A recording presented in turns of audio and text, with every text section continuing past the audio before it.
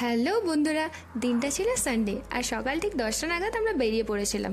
কোথায় যাচ্ছি? আজ যাচ্ছিলাম ফলতা নদী দেখতে। আর আজ আমার পার্টনার ছিল আমার ভাই। হ্যাঁ, অনেক দিন পর ওর সাথে কোথাও বেরোলাম।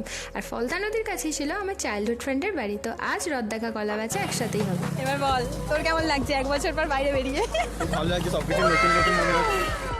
তো প্রায় 1.5 ঘন্টা জার্নি করার পর আমরা ফাইনালি পৌঁছে গেলাম ওর বাড়ি। আর ওর বাড়ি গিয়ে সবার প্রথমে যেটা আমার চোখে বললো সেটা হলো এই জিনিসটা। গরমকালে তালশাঁস খেতে কিন্তু খুবই ভালো লাগে। তোমাদের কেমন লাগে কমেন্টে অবশ্যই জানাবে। তাই ওর হাজব্যান্ড আর বেশিক্ষণ দেরি না করে এটা কাটতে শুরু করে দিল। তবে তালশাঁস অক্ষতভাবে বের করা কিন্তু খুবই স্ট্রাগলের ব্যাপার।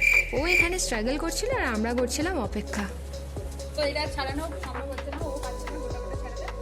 তাই আমি এটাকে আর এটার টেস্ট তো তোমরা সবাই জানো, এটা খেতে কিন্তু খুবই ভালো ছিল।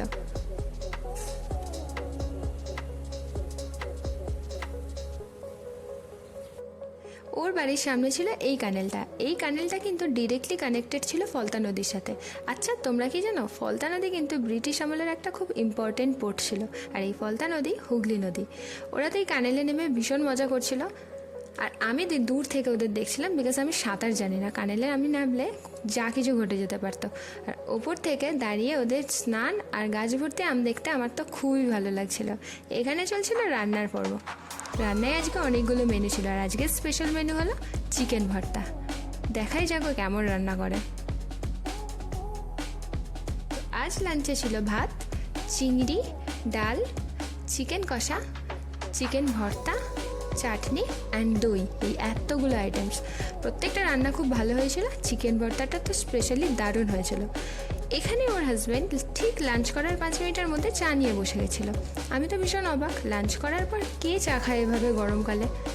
আমি ওকে অনেকবার জিজ্ঞাসা করলাম, বাট ও কোনো আনসার দিল না। শেষে দেখলাম ও মা কাপে তো চা নেই, ছিল কোল্ড ড্রিঙ্কস।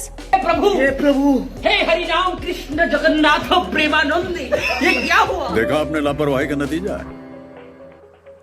ফাইনালি আমরা বিকালে বেরিয়ে পড়লাম ফলতা নদী দেখতে। নদী মানেই নিরিবিলি পরিবেশ আর ভীষণ শান্ত একটা পরিবেশ। তো কিছুক্ষণ পরেই আমার রিয়েলাইজ হলো, ও মা জায়গাটা ছিল ভীষণই ক্রাউডেড, ভীষণই। ইনফ্যাক্ট ওখানে বসার কোনো জায়গা ছিল না। আমি তো অনেকখানি এক্সপেকটেশন নিয়ে গেছিলাম একটা ভালো বিকাল কাটাবো, আর এই পড়ন্ত বিকালের ওয়েদারটাও খুব ভালো ছিল। বাট সব কিছু নষ্ট হয়ে গেলে এত লোকজনের জন্য। আমি জানি না ওই দিনই সবাই ফলতা নদী দেখতে বেরিয়েছিল কিনা, বাট আমরা তো ওখানে 15 মিনিটের বেশি স্টে করতে পারিনি। কিছুক্ষণের মধ্যে আমাদের ওই জায়গাটা ছেড়ে বেরিয়ে আসতে হলো। আমার তো মন ভীষণ খারাপ হয়ে গেছিলো। তাই মন ভালো করার জন্য আমরা গেলাম রসগোল্লা খেতে। রসগোল্লা আমার ফেভারিট মিষ্টি। তোমাদের ফেভারিট মিষ্টি কি অবশ্যই জানিও। আবার সেই রসগোল্লা যদি গরম হয় তাহলে তো কোনো কথাই হবে না। তো ফাইনালি রসগোল্লা খাওয়ার পর আমার মনটা একটু ভালো হলো। এবার কিন্তু আমাদের বাড়ি যাওয়ার পালা, বিকজ বিকাল হয়ে গেছিলো। আর এরপরে আরেকটু লেট হলে আমরা আর কোনো গাড়ি পেতাম না। চলো দেখা হচ্ছে পরের ব্লগে। আজকের মতো টাটা।